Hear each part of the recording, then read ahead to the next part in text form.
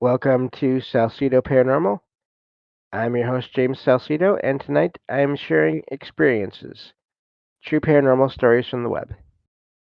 As always, you can find all episodes of the show along with links to social media, ways to listen, and ways to support the show at the website, and that is salsidoparanormal.com.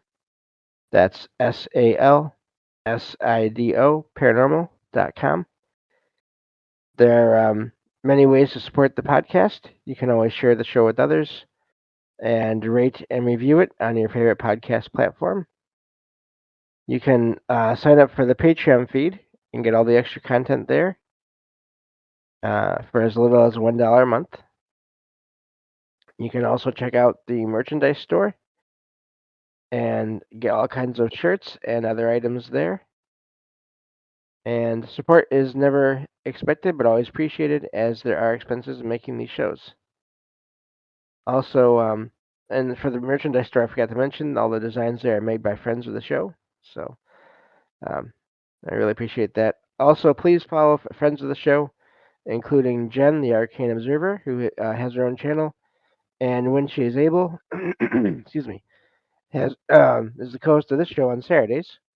It has been a while, but she's been busy, and I know she will come back whenever she is able, and uh, we'll go from there. So just want to let everyone know nothing is changing there.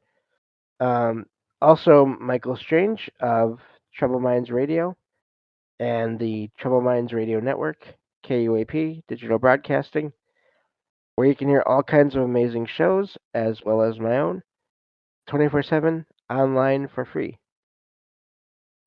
Also, a couple. I actually made these announcements the other night when recording, forgetting that the other night when I was recording, those were shows that will be out after the things I was talking about. So let me make those announcements here on the right episode. I will be taking the week of Thanksgiving in the U.S. off from recording shows. Um, I am getting teeth extracted in the beginning of the week, and of course, I have family gatherings. And so I do not think I will be able to do any recording except for maybe on Monday.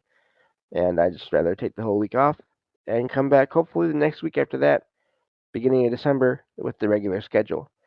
Um, if possible, I will release shows during Thanksgiving week, but I will not do not want to promise that until I know if I'm feeling well enough to do so. And also, I will be putting out a blog on my already existing Substack page starting in the new year, featuring experiences, featuring uh, basically all the archived experiences, true stories I have saved up from the show. I'll be putting out a post once a week where I share some of those again and give my thoughts on them. I'm thinking maybe two or three experiences per post, just as a an option for those that like to read a lot online, looking for articles or things like that, and just to get these archives out there more again. And yeah, so looking forward to doing that, and that will start in the new year. So probably the first week of 2026. So I believe that takes care of everything. Um, so we can get to these experiences. And I was so before I started recording here, I was looking at file sizes of all the different categories. I have a file for each different sort of category within the experiences, and pretty sure I have over 100,000 words total of true stories, experiences um, saved away. So plenty there to work with for a blog, I figure.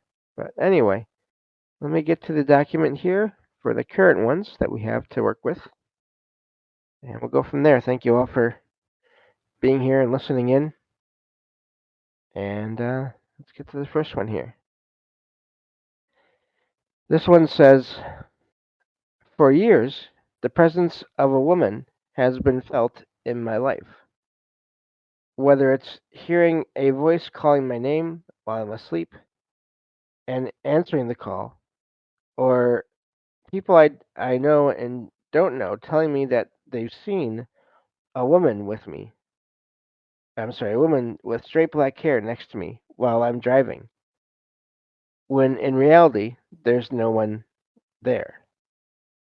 I was sick during the pandemic, and one day I saw a woman with the same description going down the stairs of my house.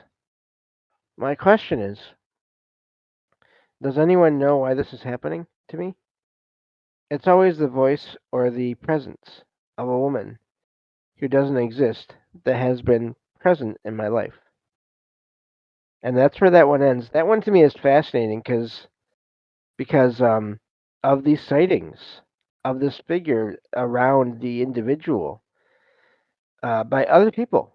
It's not just sort of something that uh, people might be able to say it's the writer's imagination there, unless, again, we don't know how that works. We don't know how powerful thoughts and energies are together and emotions.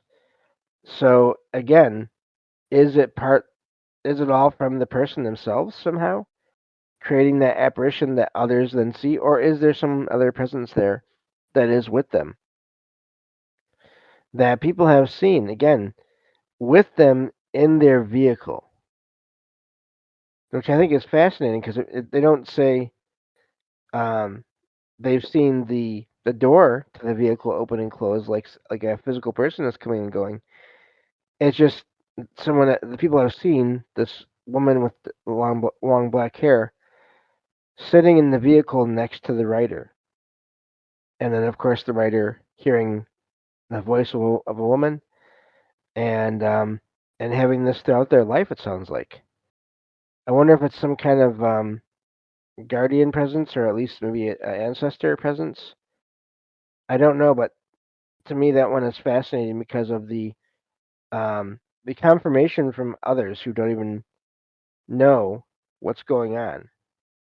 I think that's an amazing account there.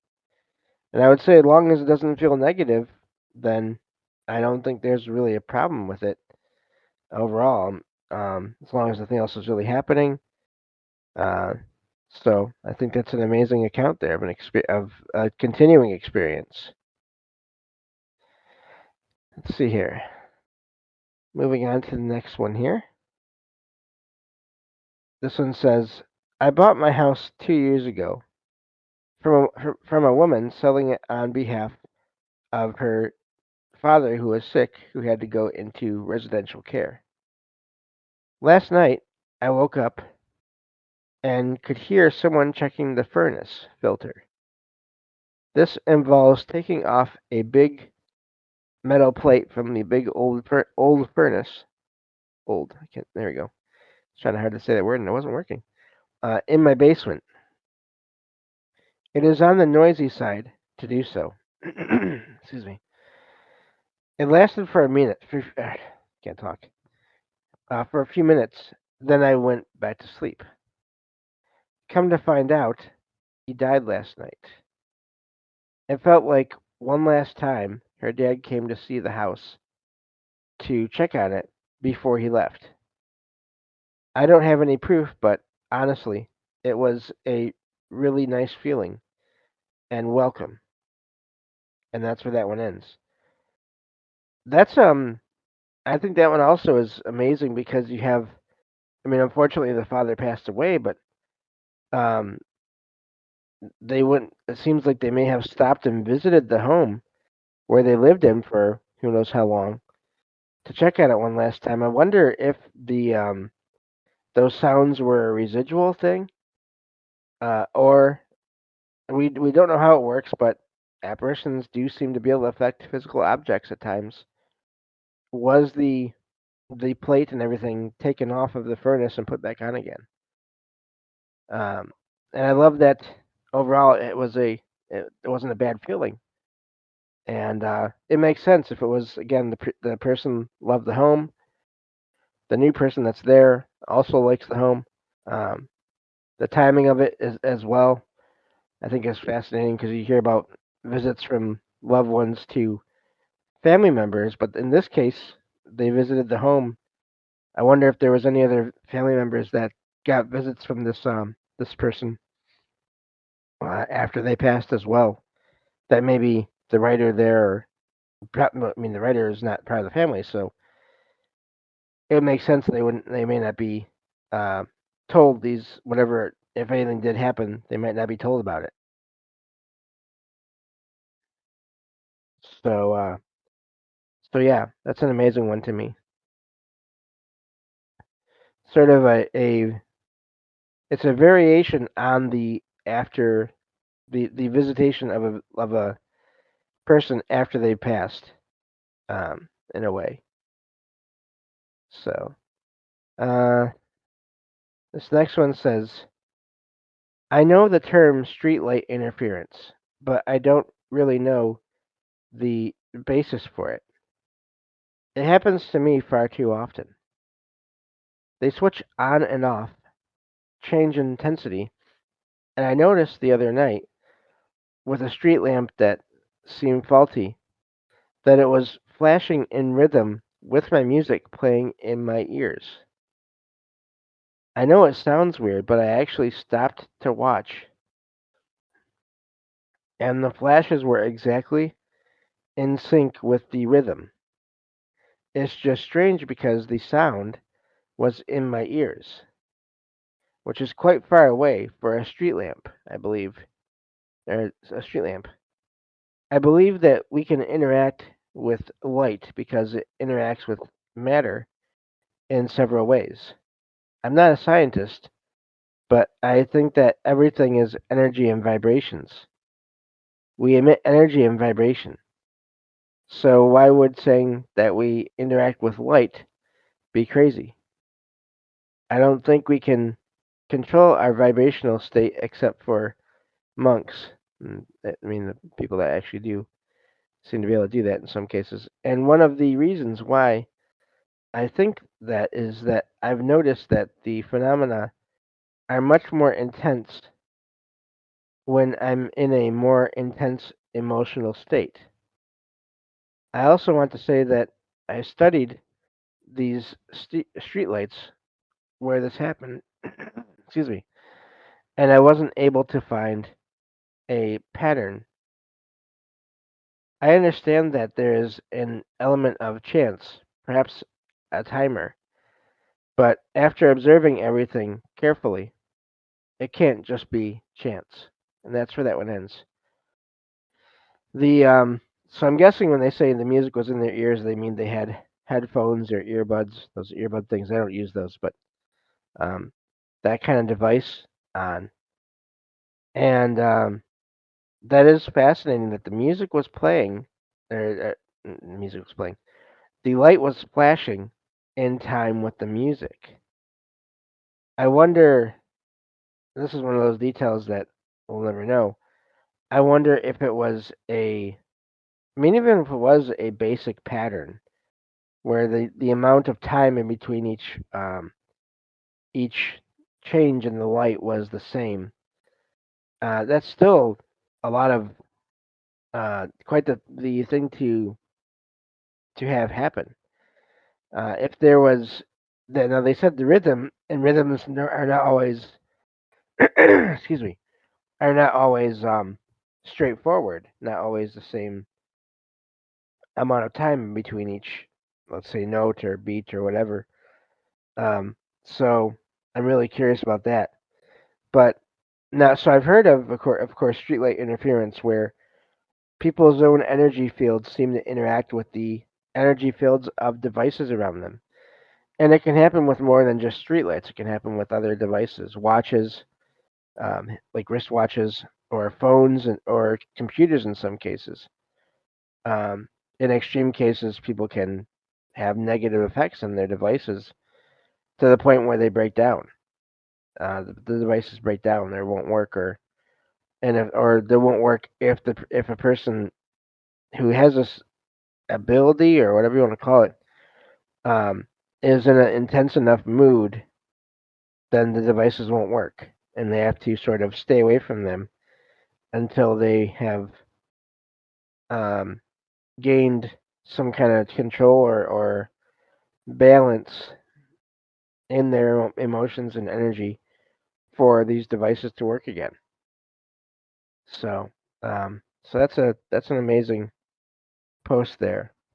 And I've heard of the lights being going out, turning off and on and off, or off and on. Before, I have never heard of them interacting based on the rhythm of music that was being played. So that to me is amazing. There, that's probably maybe the most amazing part of that post. But anyway, let's see here. Let's move on to the next one. I see you all there listening in to the live stream. Thank you all for being here. This next one. Now, this one to me is fascinating because we've heard of examples of this before. This one says, "I'm an author who writes paranormal fiction, and I'm using an alternate account to share this since I share my art and writing on my main account. In my book, one protagonist interacts with an extra dimensional being, good aligned, but likes to mess with people. He appears as a 5 foot 8 inch tall blonde man in a suit with gray eyes, a narrow nose, and a mole above his lip when interacting with humans. While riding the train today with a friend, I noticed a man who looked almost exactly like him, down to the suit and briefcase.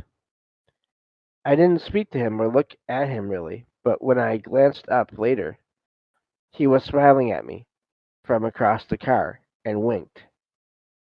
I blinked and he was gone. The car wasn't crowded. Lost my spot. Okay, there we go. I could see the whole space, and we were still on the bridge. No stops, nowhere he could have slipped away. I turned to my friend, and she said she saw no one there in the first place, and she called me crazy. It was just freaking weird. I don't know. I guess I just wanted to share this somewhere. I'm unsure how to label this. I'm quite shaken still. It was very surreal. And that's where that one ends. Now, and I always forget the details on this because I always forget to look it up. But I think is it Alan Moore? I might be wrong on that. The creator of the comic book character, movie character now, uh, Constantine. This basically, I believe in the comics, he's has magical knowledge and abilities. Was seen by his creator basically in the real world. At least once, I believe. I think it was once, maybe twice. Um, and so this is not a first time I've heard of this, but this is also not a super common thing as far as reports go. But I thought this was amazing to have someone in the present day to have a similar experience to something that has in the paranormal somewhat become a legend. I mean, a legendary or well-known kind of event that happened at least to one writer. I believe the creator of the comic book character and the story character, the Shadow, also saw that character. This man in a coat and everything, in their own home at one point or another as well. So this is, yeah, I think it might be Alan Moore. Alan Moore for Constantine. Um, I forgot to. The thing is, I post these. I put these in this file, and I forget to do any kind of research on them. But yeah, that just the idea of people, and again, I don't doubt this because, as I've talked about before, in places where that are said to be haunted, where there are stories of the events that happen to cause the haunting. In other words, stories about the apparitions that appear in these places, but no historical evidence. These apparitions are still seen, and so are they apparitions that have been created by literally hundreds or thousands of people moving through these places over time, um, uh, because they were said to be haunted places, giving their thoughts and energy and focus to the idea of a certain individual, to the point where some kind of process happens where a form is made of all these thoughts and all this energy and all those things, and eventually it gains sentience. So if that can happen, which seems possible, again, given the places that I've heard about this happening, Myrtle's Plantation, I've heard of this. I think one can maybe even say the Winchester Mystery House, given that there's a lot of debate over what actually happened there and then the legend of what happened there, and yet there's still activity there. Um, and so, yeah, I just think that this example here, this experience that someone had,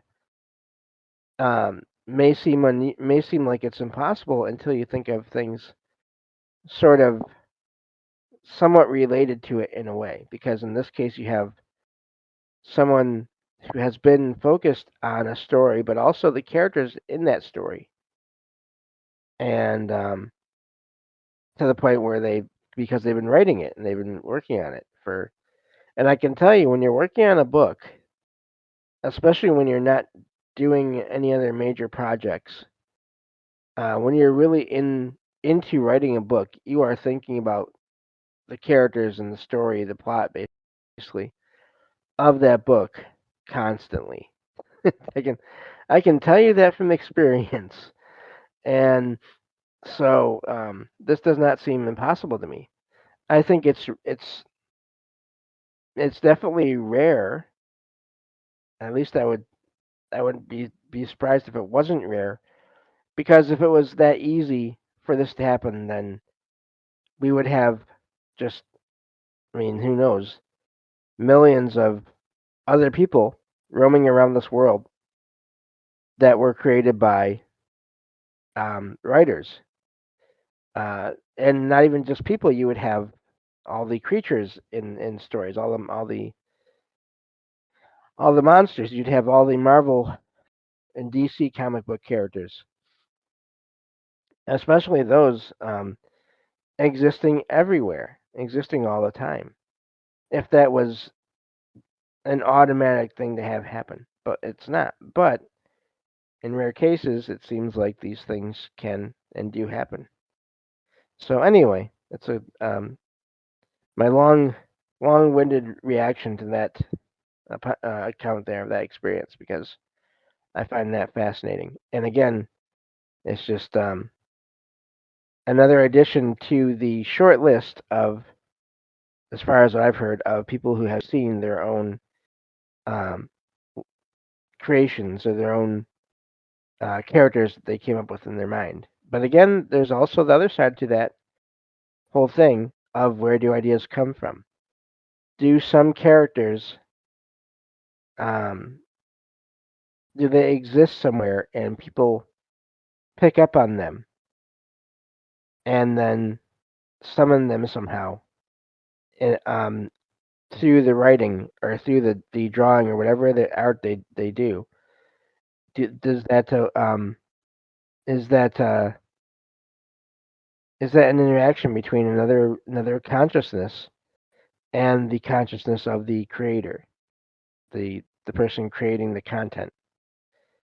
So anyway, moving on to this next one here. This one is a really short one, but here we go. It says, I was outside just a bit ago and was looking down at my phone. A few minutes went by, and I looked up to see some bright tear or flash in the sky for a few seconds, and then it rapidly closed. I just stood there staring at where it was for a while before I came back in. I have no idea what it could have been, though. So that's where that one ends. And I've heard of this before in cases where it's not like a typical orb or UFO or UAP or whatever you call it. It's as if there's this, like they said, a tear in the sky that is full of light that appears and then closes. And that's just talking about it as it appears, but what is that? Um, is that some kind of light appearing that gives that that reacts in that way to where that's what it appears to be, as in a tear in, I don't know, reality, or is that partially what's going on there somehow? Um, and that person and other people that have these experiences are witnessing these things. And again, there's a flash as well. So, which I could imagine would come from the thing opening, and then of course it would close. So, was that a portal somehow as well? I've heard of that possibility with those too. So, um, and then again, the writer didn't see anything else, but who knows what went in or came out or both if that was a portal. Moving on to the next one here. This one says, normally I have an answer for things I hear. I grew up around hunters. I know what coyotes sound like. I know what elk and deer sound like, and mountain lions and wolves. I was staying at my grandfather's house. He owns about 20 acres of land that is old growth forest that surrounds his house, besides the long driveway that takes you to it. The room I stay in is on the second floor and had a straight shot view into the woods. This is the creepiest thing ever. It was around midnight, and I had my window open because it gets hot out. It gets quite hot out here in the summers. I was working on homework when I heard something that caused me to lock my door and close my window. I will describe it the best I can. It was a cross between an elk, mountain lion, and a horse. It went from high pitched to low, kind of raspy and loud, louder than any call I've heard. I've tried looking up videos of the sounds of mountain lions, elk, bears, any type of mammal you can think of. It didn't sound like anything I had heard before. The next day, I spoke to my grandpa. He said he has never seen a mountain lion on the property before. He has an elk herd that crosses through every once in a while. Any ideas? Because I'm almost certain I heard something abnormal. And that's where that one ends. Uh, it sounds like it. And you hear that with some cryptid or creature encounters or cases where you hear that the sound is described as something like that, where it's not just one animal sound. It's like two or three together. Uh, I feel like I've heard that before. So, and the reaction, I mean, and I don't blame the writer there. If it was louder than usual, um, then yeah, I don't blame them for sort of locking up and all that. But the question as to what it was, I have no idea. So that's one of those things. I am fine with not having any creature or cryptid encounters. overall. But moving on to this next one, we had a couple of short ones there. This one is longer. This one says, when I was a child, I started to become interested in supernaturalism and things like ghosts and aliens. It began because I used to see shadow people and spirits as a child, so I was pretty open minded toward many things. When I was about 10, my father noticed I was taking interest and took me and my brother and I, into the kitchen. He said, I need to tell you guys something, and you have to promise me you won't tell anyone else. Keep in mind, this was during a time when people were less open about these things, whereas now he feels more open about sharing because it seems to be a more popular topic nowadays. He told me that when he was 6 years old, he grew up in Ontario. He got up in the middle of the night to use the washroom. He said that something caught the corner of his eye, and he looked and saw three short beings at the bottom of his short stairwell, about 5 or 6 stairs from the bedrooms to the living room. He described them as a translucent greenish color, big black eyes, and large heads.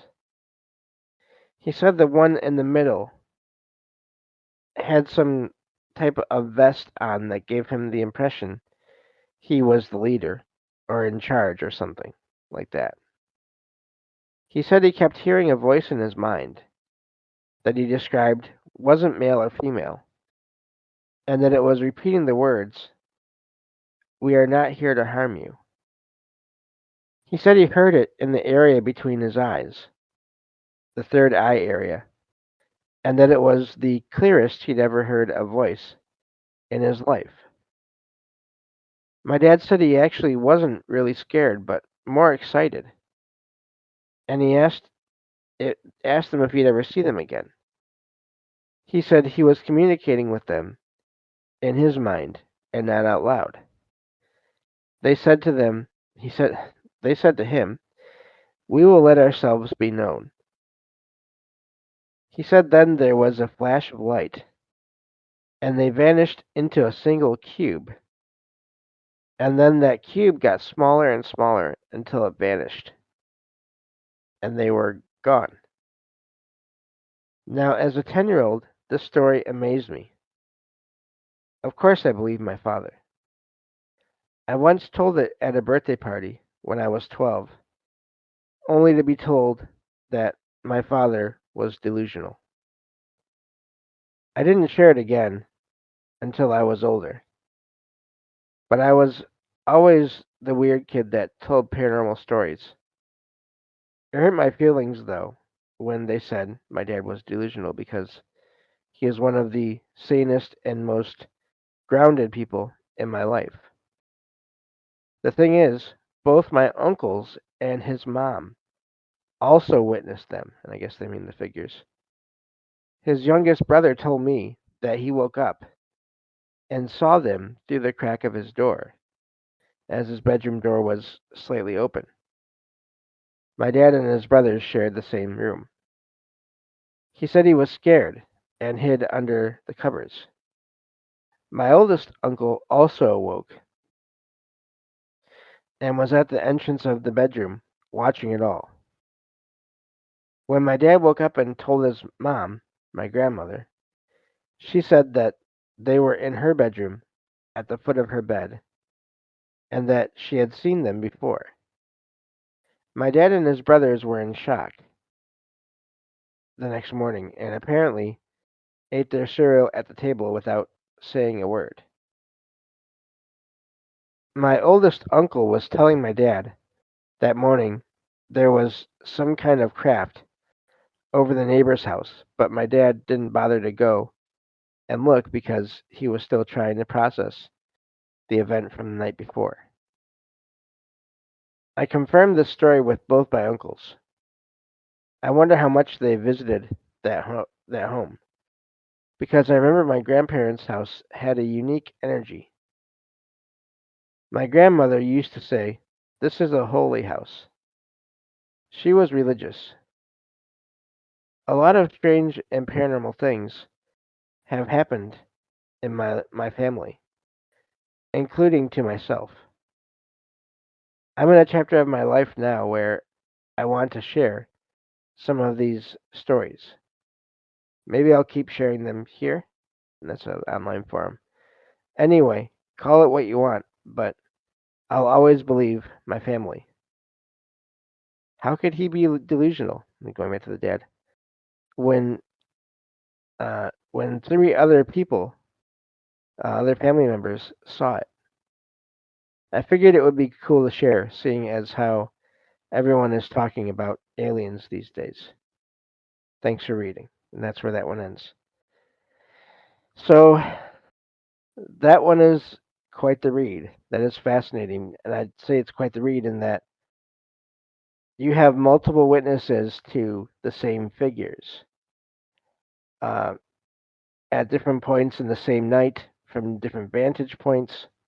Uh, and then you have this, I don't know, is it a sensitivity or something that draws other beings to this family that is, again, has something to do with the family, with the um the genetics or whatever, because it does seem like in many cases families it's not always the case that just one person in the family has experiences. That does happen, but also in many other cases there seems to be this sensitivity or ability or awareness or something that attracts these kinds of things to um, not every single person in their family throughout time, but just different members within a family. And so it sounds like the writer there, even though they didn't get into their own experiences a ton, they did say they saw shadow figures and things like that. But it seems like it may go back again into their up to their grandparents' level, their grandma anyway. So um, that's a lot. And again, that confirmation of the one experience turns out it was more than just one experience. It was for one person. It was a few people, four people in this house um, at different times, but also at part of the same time, seeing what could be described as aliens. And again, um, as I always like to point out, alien to me just means unfamiliar, unknown. Who knows what they were, where they came from?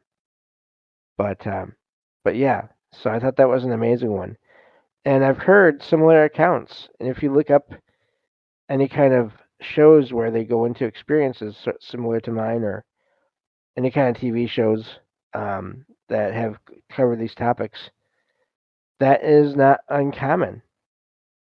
Some families do have multiple experiences. I'm glad that overall the only thing that happened was contact and not a direct physical contact. It was just seeing these figures and then communication as well.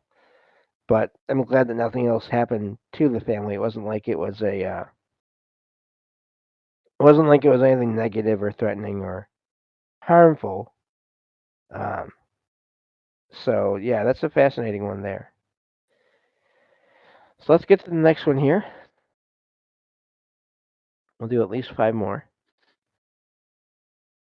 This one says, sometime around 2010, I was doing some work at an old oceanfront estate of an old man who passed away in a wealthy area of New England with my late father.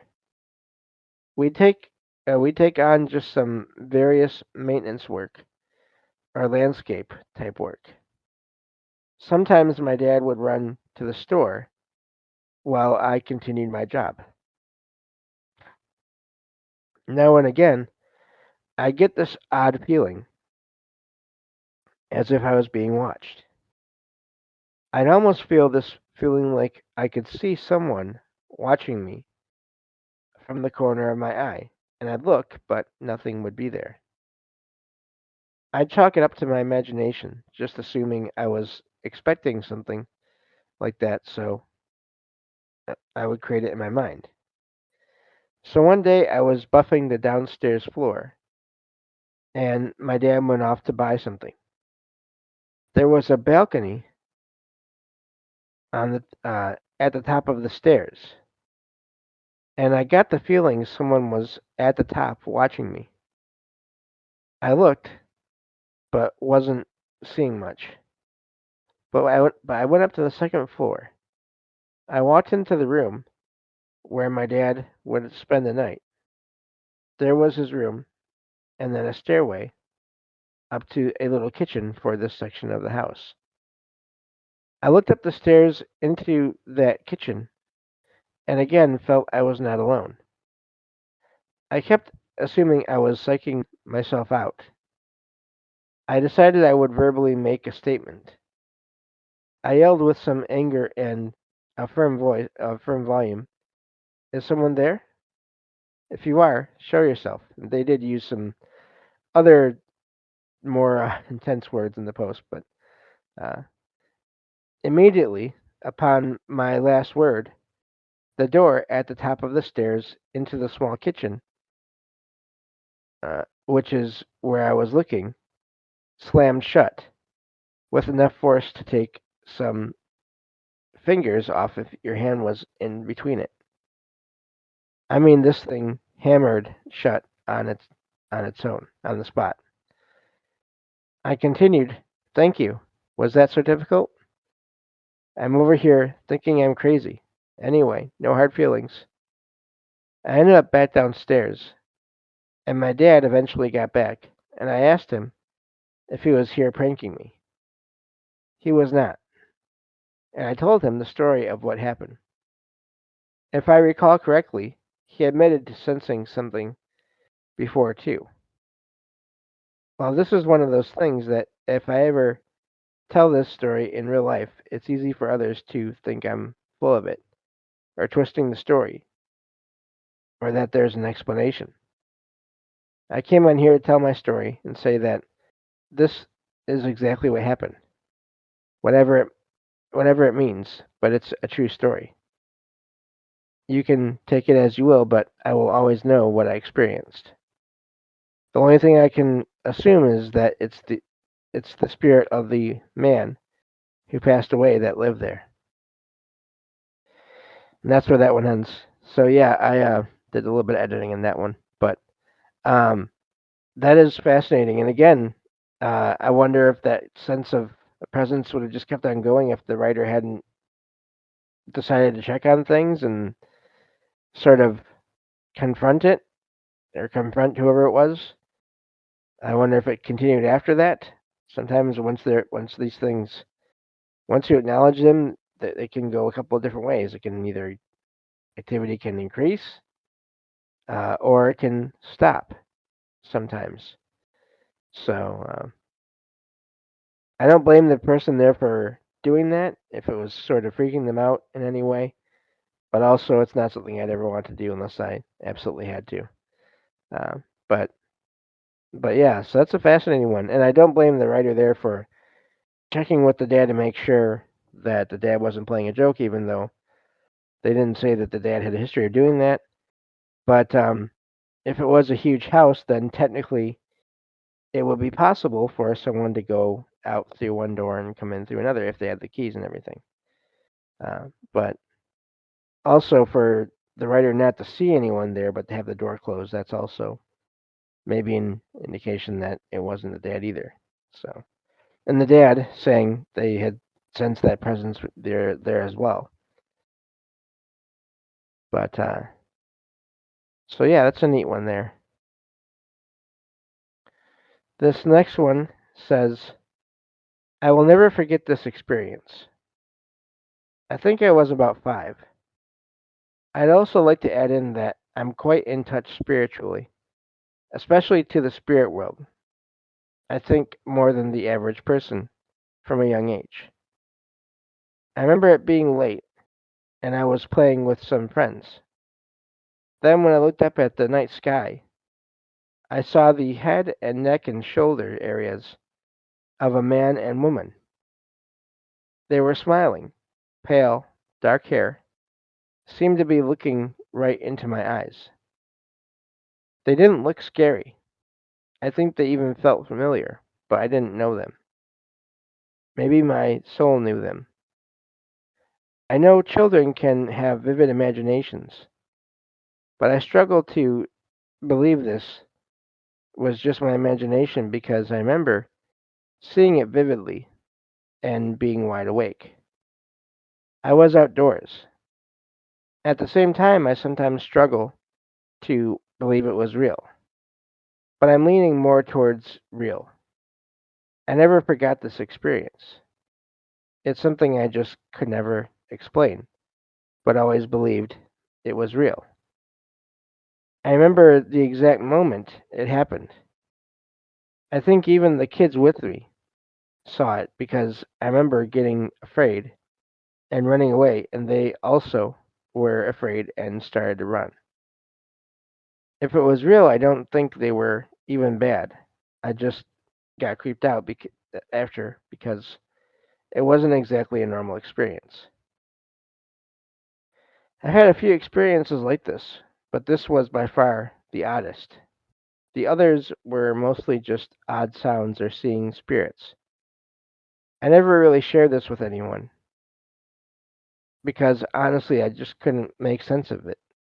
And I knew it was real, but didn't understand why it happened or how, so I just shoved it to the back of my head for a while. I'd think of it every now and again. It's very fascinating to me, and that's where that one ends.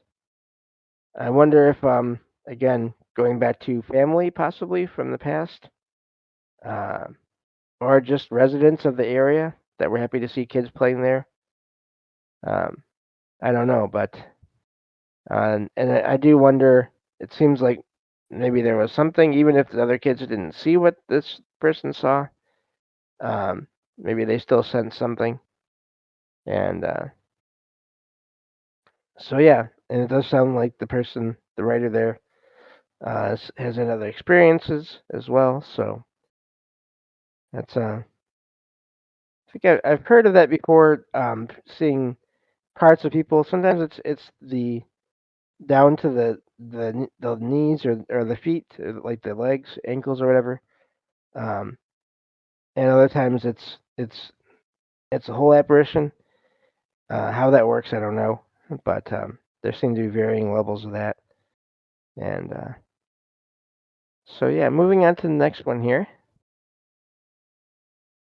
This one says, "This happened to my mother, and she told me about it today, just like several times before. It was sometime between 1994 and 1996, before Christmas. I was about 4 to 6 years old. It was around 8 or 9 p.m. Already dark outside. My sister and I were asleep in our parents' bedroom, while my father was working the late shift. In the Czech Republic, I hope I'm saying that right, it's customary to take off the shoes you wear outside right after entering the house. Indoors, people usually wear slippers. In the kitchen, we had tile or linoleum, and the living room was carpeted. So we always took off our slippers before stepping inside. That afternoon, I'm not sure if we before okay, huh? That afternoon, my mom couldn't find one of my slippers. She searched everywhere, but it was nowhere to be seen. She spent the evening mopping, first the kitchen, then the hallway, and finally the stairs. While she was on the stairs, she suddenly heard a loud thud from the kitchen, as if someone or something had fallen. She went to check, and there on the floor, in front of the door to the living room, was my missing slipper, the one she had been looking for all day. My sister and I were still asleep in another room. My mom had no idea what to make of it, but she went back to finish cleaning the stairs. Later, she lay down in the living room to watch TV. The movie Ghost with Patrick Swayze was on. Above the television was a wall lamp, and the only other light came from the TV itself. The lamp began flickering. My mom noticed that, excuse me, whenever she focused on it, the light would blink. She even thought to herself, if someone's here, blink again. And it did. Moments later, everything went out: the lamp, the TV, the entire house. She realized the power had gone out across the whole village, since it was dark outside too. Then she noticed a small glowing light floating around the room, almost like the flame of a candle, with a faint aura around it. After a while, the light disappeared. Frightened, she whispered in her mind, "Go away, I'm scared of you." Immediately after, there were uh, there were three knocks on the kitchen cabinet, then another three knocks on the living room wall unit, and finally knocks on the window glass. After that, silence. No one could have knocked on the window from outside. It was on the second floor, about 15 feet above the ground. A little while later, my father came home early. He explained that the power had gone out at work, so he was sent home. The flickering lamp could probably be explained rationally. Maybe the wind affected the power lines, and watching ghosts might have influenced how my mom perceived things. But the sudden appearance of the missing slipper, later followed by knocks in three different places, remains a mystery. Strange things happened in that house more than once. And that's where that one ends. There is a lot there. Um, you have objects moving, you have this light that seemed to be reacting to the mother's thoughts. Again, watching a movie about the paranormal, and um, and then you had, after the power went out in this whole area, you had this floating light that eventually vanished, and then you had the sounds of knocking at three places in the apartment. I really wondered. I'm just curious about this now. Um, when power goes out in an area, is is there some kind of, I don't know, effect that it can have on paranormal activity? Can paranormal activity draw on that power and cause an outage in some cases? Is there any connection between all of that? The timing is kind of weird to me. That's why I'm wondering about that. If lightning can cause increases in paranormal activity, thunderstorms, that's a transfer of energy. In a power outage, you have energy being transferred in one way or another. I don't know how that works, but just all these things really crossed my mind based on that experience. Um, I would say, if nothing else, the mother seemed to be a bit sensitive to things, to energies, and possibly consciousness. I don't know, but quite the experience there, and all happening in that one night. And then they said at the very end there were other experiences at the house as well, at the place as well. Uh, so a lot to cover in that one. A lot of experiences. So I like those when there's when there's nothing terribly negative, and when there's a lot of experiences or a lot of things happening. I find those to be some of the most fascinating ones in a way. Let's see here.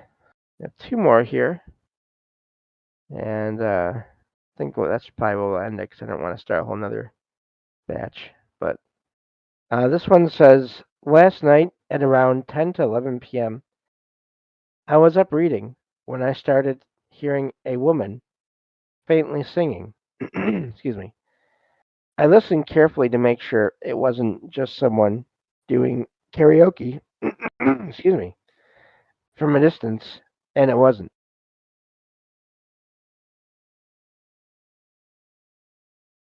It sounded like it came from somewhere outside my window. It sounded like an echoing lullaby that would every now and then sound a bit louder and then faintly again. It went on for maybe a bit longer than 15 minutes. That's quite a while. I didn't remember it completely stopping, but it would come and go until I fell asleep. Early this morning, our 15-year-old family dog passed away. His doghouse was placed just outside my window, and that's when it hit me. I know banshees are mostly known for screaming, but I've read that their vocalizations vary from soft wailing to a soft, gentle song to a curdling scream when they foretell death and passing. So I think my encounter last night might have been one. I'm also unsure if a banshee could also warn for pets, and that's where that one ends. They're referring to this figure in folklore mythology. I'm sure a lot of people have heard of that, the banshee. And I don't know. It's possible it could have been connected to the dog. The timing is an important factor, I think, in a lot of these things. Um, so yeah, could have been something to do with that. I don't know. Um, the coming and going, the loud getting louder and fading away, makes me wonder if again was that consciousness that was there warning them, but also maybe moving around. I'm not sure, but it seems possible. And that is a very well-known sort of thing that I believe is associated with, I believe with Ireland, but at least the UK. Um, so well-known sort of phenomenon there that has continued, based on reports, into the U.S. as well in some cases. So we'll do this last one here, and then I think we'll end it for tonight. This one says, it's been a while since this happened, but I'm going to ask anyway. A few months ago, moths kept showing up in my room. I thought I might have an infestation, so I cleaned up my whole room and apartment. I didn't find anything. I didn't know what to do, but eventually it stopped. Then I went on a trip to Italy, and moths started showing up in my room there too. I thought it was weird. Maybe I brought some with me or something. Then I came back home and went to visit my grandma, and there were the moths again. I wouldn't find this too weird, but they said that they haven't had any moths before I came. What could this possibly mean? That's a shorter one, but again, that is odd. I've heard of, in some famous cases, um, flies appearing in more associated with negative encounters. I don't know what that means with moths. I wonder, is there someone in their family that had some kind of uh, that liked moths a lot that maybe is sending them as a signal or a sign that this person is just not aware of? Is it to do with the person's own energy somehow being I don't know if this is even possible, sort of conducive or I don't know. It's really weird that they're just appearing though. It sounds almost like they're not just coming in from outside somewhere; they're just appearing, which is also really uh, the probably just as big of a mystery here as them being there themselves. Not so much them. It doesn't sound like they are paranormal in nature. They're not apparitions. They're not um, anything. They don't say that they just vanished. But so yeah, I don't know what's going on with that one. I'm wondering if it ever happened again. If it didn't, then I would think it would be something to do with energy somewhere, whether it's to do with them or someone else that is using that as some kind of a message or sign or something. But again, I don't know. So that'll do it for tonight. Thank you all for being here. Um, so as again, just as a reminder, no more recordings for 1 week for the last week of November, but I'll be back at the beginning of December with new recordings and new shows, newly recorded shows, and we'll go from there. Thank you all for being here and for listening in, and I will talk to you all next time on Salsido Paranormal.